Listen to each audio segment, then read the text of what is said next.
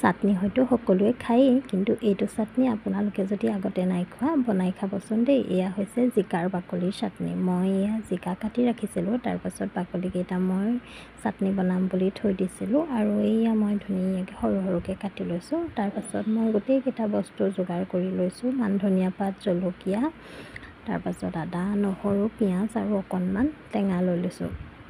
তাৰপাছত এখন টাৱা পাতি লৈ তাত অকণমান মই মিঠাতেল দি জিকাৰ বাকলিকেইটা দি দিছোঁ, আৰু লগতে নহৰু কেইফুটাও দি দিছোঁ। বেছি নহয়, 5 মিনিটমান মানে অকণমান লেৰেলিবলৈ দিছোঁ। 5 মিনিটমান, তাতকৈ বেছি নালাগে।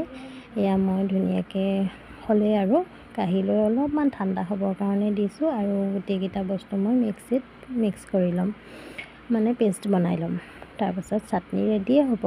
ইয়াত মই নিমখৰ কথা ক'বলৈ পাহৰিছিলোঁ। আপোনালোকে সোৱাদ অনুসৰি নিমখ দিব, আৰু জলকীয়া নিজৰ মানে যিমান খায় সিমান দিব পাৰে, আৰু মই বেছি হ'ল বুলি ইয়াত নেমু অলপ চেপি দিছোঁ। তাৰপিছত ধুনীয়াকৈ খাব পাৰিব। এয়া মোৰ চাটনি ৰেডি হৈ গ'ল, আৰু খাবলৈ বহুত ধুনীয়া আছিলে। আপোনালোকে যদি নাই খোৱা খাবচোন এবাৰ।